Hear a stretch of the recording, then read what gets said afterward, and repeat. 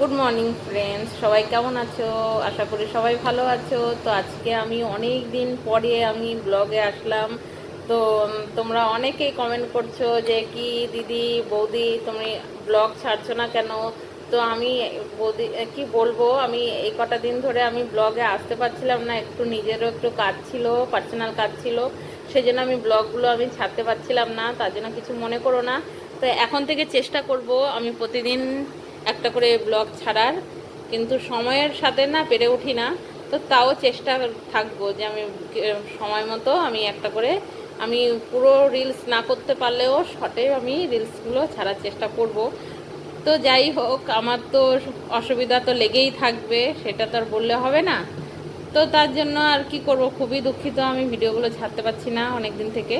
তো চলো ঠিক আছে, এবার থেকে চেষ্টা করব। তো আমার আজকে ঝটপট করে কাজগুলো সারতে হবে। আমার আজকে একটু ওই বাড়ির দিকে যাওয়ার আছে, আমার শ্বশুরবাড়ির দিকে একটু যাওয়ার আছে, ওইদিকে কিছু পার্সোনাল কাজ আছে, সেই কাজগুলো সারতে হবে। তার জন্য আমার যেতে হবে। তো আমি তাড়াহুড়ো করছি যাতে আমি কাজগুলো সেরে আসতে পারি। তারপরে রান্নাবান্না তো কিছুই করিনি, ঘুম থেকে উঠেই আমি চলে আসলাম। এখনও পর্যন্ত সকাল থেকে চা পর্যন্ত খাইনি। তো ভাবতে পারছেন যে যে মানুষ ঘুম থেকে উঠে কোনো দিকে না তাকিয়ে আগে চা খায়, সেই মানুষ এখনও পর্যন্ত চা খায়নি। কারণ আমি এই কটা দিন ঈদের জন্য এতটা আমি ব্যস্ত ছিলাম, তো আমি ঘরের দিকে একটু ঘুরেও তাকাতে পারিনি যে ঘর কি হচ্ছে না হচ্ছে। আমি যেদিকে তাকাচ্ছি সেই দিকেই ঘরে নোংরা দেখা যাচ্ছে। আমার তো রাতে আমি ঘুমাতে পারছি না যে কখন সকাল হবে আর কখন আমি কাজকর্মগুলো শেষ করব। কারণ এই কটা দিন আমি তাকাতে পারিনি ঠিক, কিন্তু যখন আমার কাজ শেষ হয়ে গেছে, তখন যখন আমি ঘরের দিকে তাকিয়েছি, তখন আবার ঘরের দিকে আমি আর তাকাতে পারছি না। মনে হচ্ছে কখন আমার সকাল হবে, কখন আমি কাজ করব। তো যাই হোক, আজকে সকাল সকাল লেগে গেছি এই ঘরের কাজকর্মগুলো শেষ করার দিকে। এদিকে হচ্ছে আমি সব কিছু রান্নাঘর থেকে নিয়ে, পুরো ঘর থেকে নিয়ে সম্পূর্ণ রান্নাঘর ঘর সব ঝাড়ু পোছা টোছা সব কিছু শেষ করছি। আমি ঝাড়ু পোছা সেরে আমি স্নানে চলে গেছিলাম আর চাটা বসিয়ে দিয়ে গেছি। আমার মেয়েকে বললাম, বাবা তুই চাটা একটু ঢেলে নে। তো এদিকে আমার মেয়ে চা ঢালতে ঢালতে আমি চলে এসেছি। তারপরে দেখতেই পাচ্ছেন আমার স্নান সারা হয়ে গেছে, রেডি হয়ে গেছি। মেয়ে রেডি হচ্ছে, কারণ মেয়েকে নিয়ে যাব আমি ওই বাড়ির দিকে, শ্বশুরবাড়ির দিকে। সেই জন্য চাটা খেয়ে যাই, কারণ সকালবেলা তো একদম খালি মুখেও তো ভালো লাগে না। না, অনেকটা দেরি হয়ে গেছে, আমার বিশেষ কাজের জন্য আমার যেতে হচ্ছে। তো আমি চাটা খেয়েই ছেলেকে বললাম, বাবা তুই ঘরে থাক, আমি যাই দিদিকে নিয়ে একটু দরকার আছে। তার জন্য আমার মেয়েকে নিয়ে আমি চলে গেলাম। কিছু কাগজপত্র নেওয়ার ছিল, সেই জন্য আমি পার্লারে থেকে কাগজপত্রগুলো নিয়ে নিলাম। নিয়ে বাস সাইকেল নিয়ে মেয়ে আর আমি বেরিয়ে গেলাম আমাদের শ্বশুরবাড়ির দিকে যাওয়ার জন্য, রওনা দিয়ে দিলাম। তো দেখতেই পাচ্ছেন মেয়ে পেছনে বসে আছে, আমি মেয়েকে নিয়ে সাইকেল চালাচ্ছি। আপনারা কেউ তো আমার সাইকেল চালানোর ভিডিও দেখেননি, তো দেখতে পাচ্ছেন আমি কত সুন্দর সাইকেল চালাতে পারি। আমার সাইকেল চালানো কার কার ভালো লেগেছে প্লিজ একটু কমেন্ট করে আমাকে অবশ্যই জানাবেন যে আমি কত সুন্দর সাইকেল চালাচ্ছি। দেখতেই পাচ্ছেন। তারপরে কি হলো, সাইকেলের সামনের চাকায় হাওয়া নেই, তো এইখানে আমি দাঁড়িয়ে পড়লাম সামনের চাকায় হাওয়া দেওয়ার জন্য। তো হাওয়া টাওয়া দিয়ে আমার যেই কাজ ছিল সেই কাজটা সেরে আমি এসে দেখি আমার শাশুড়ি মা এখানে, আমার শাশুড়ি মা এনি হচ্ছে আমার যা।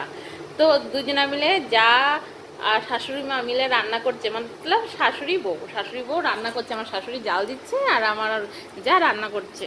তো এদিকে দেখে টেকে আমরা বেরিয়ে গেলাম। এখন আমার বাজারে চলে আসলাম।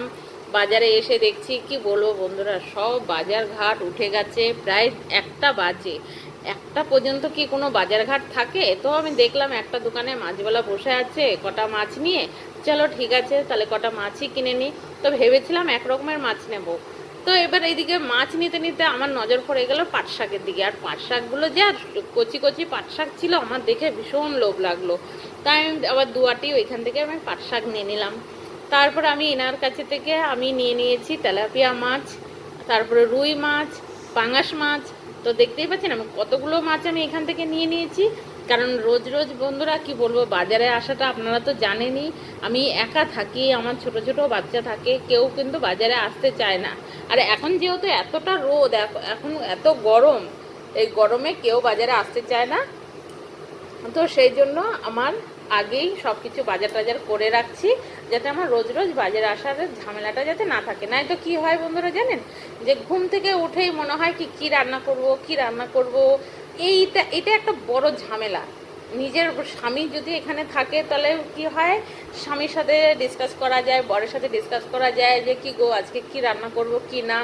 তো এইসব কিছুই করতে পারি না, তো যতটা করতে হয় সম্পূর্ণটা নিজের দিমাগে চলতে হয়। তার জন্য আমি কি করলাম, একবারে আমি মাছটা বেশি করে কিনে নিয়েছি।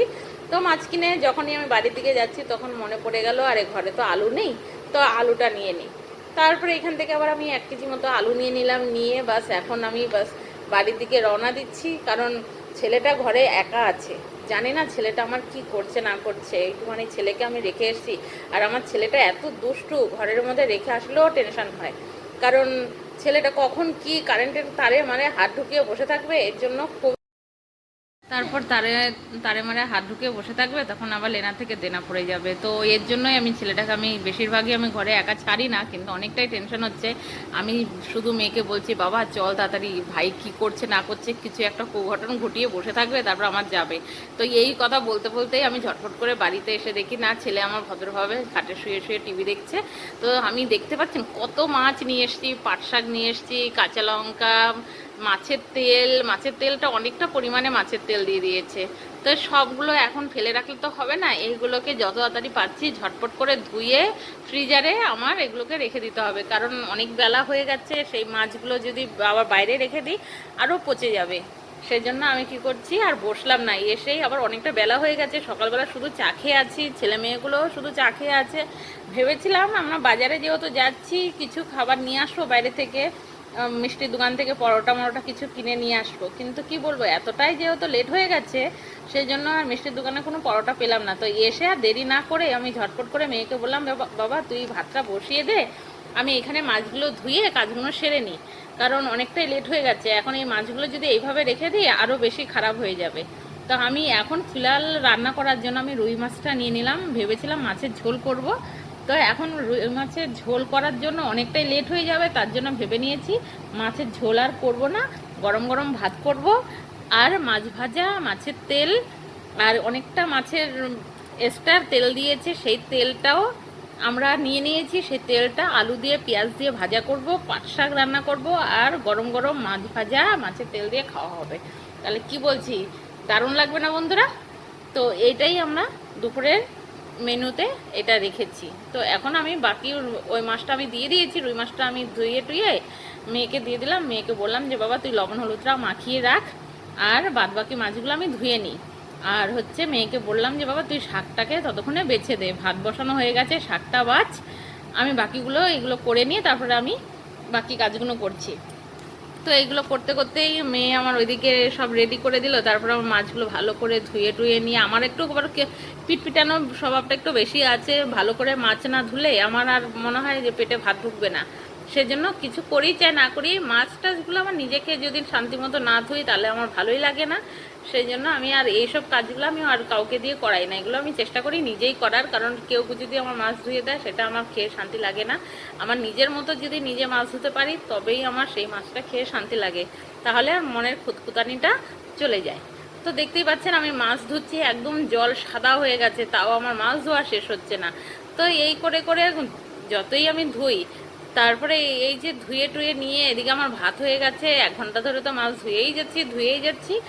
তো এবার হচ্ছে এদিকে আমার ভাত হয়ে গেছে, মাছ ভাজা হয়ে গেছে, মেয়েই আমার মাছ ভাজা টাজা সব করে রেখেছে, কিন্তু মাছের তেলটা আর মেয়েটা তোলেনি। তো এই মাছের তেলটা আমি কি করলাম যে ছেলের জন্য তুলে রাখছি কিছুটা, কারণ এই ছেলের জন্য যদি আমি মাছের তেল ভাজা যদি না তুলি, ভাজা তেলটা যদি না তুলে রাখি তাহলে আমার ছেলে ভাতই খাবে না। কারণ আমার ছেলে তো অন্য মাছের যে মাছের পেটাটা যে দিয়েছে সেই পেটা ভাজা ছেলে আমার পছন্দ করে না, কারণ একটু তো তেতকুটি হয়, এই তিতকুটির জন্য আমার ছেলেটা পছন্দ করে না। তাই মাছ ভাজা আর মাছের তেল ছেলের জন্য তুলে দিয়েছি, আর এদিকে আমি সেই তেলের মধ্যেই বেশি পরিমাণে তেল দিলে কি হবে, কারণ মাছের পেটার থেকেও অনেকটা পরিমাণে তেল বেরোয়, সেই জন্য আমি কি করলাম তেল আর এক্সট্রা আমি দিইনি।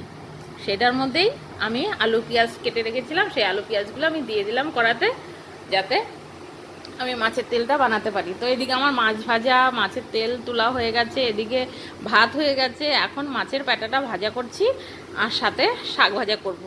তো এইসব করতে করতে আমার দেখতে দেখতেই আমার রান্নাগুলো সম্পূর্ণ এক এক করে কমপ্লিট হয়ে যাচ্ছে। আর আপনাদের মধ্যে কে কে মাছের তেল বা মাছের পেটা খেতে ভালোবাসেন প্লিজ আমাকে কমেন্ট করে অবশ্যই জানাবেন। তো এইদিকে দেখতেই পাচ্ছেন আমার রান্না করতে করতে আমার মেয়ে শাকগুলোকে ভালো করে বেছে নিয়ে এসছে। তো মেয়েকে বললাম বাবা তুই শাকগুলো ভালো করে ধুয়ে দে, না তো আমি পারবো না, আমি এদিকে করব না ওইদিকে করব। তো মেয়ে আমার অনেকটা হেল্প করে দিয়েছে। আমার মেয়ে লক্ষ্মী একদম, আমার যেটা বলি সেটাই আমার মেয়ে শোনে। তারপরে হচ্ছে এইদিকে আমার মেয়ে অনেকটা হেল্প করাতে আমার কাজগুলো অনেকটাই আগিয়ে গেছে। দেখতেই পাচ্ছেন আমার রান্না বান্না সম্পূর্ণ কমপ্লিট করে নিয়ে আমরা বসে গেছি খাওয়া দাওয়া করতে। এখন এই রান্না শেষ করতে করতে প্রায় 2-2:30 বেজে গেছে। আর সকাল থেকে যেহেতু না খাওয়া এত পরিমাণে খিদে লেগেছে, তাই আগেই টাইম পাস না করে আগে ছেলেকে ভাত মেখে দিচ্ছি যে পাট শাক দিয়ে বাবা কটা ভাত খেয়ে নে। ছেলে তো বলছে না শাক খাবো না, এই খাবো না, সেই খাবো না। তো আমি জোর করে কটা ভাত মেখে দিয়েছি যে বাবা তুই এটা দিয়ে খেয়ে দেখ কত টেস্টি লাগে, তারপরে তুই মাছের তেল দিয়ে তুই খাস।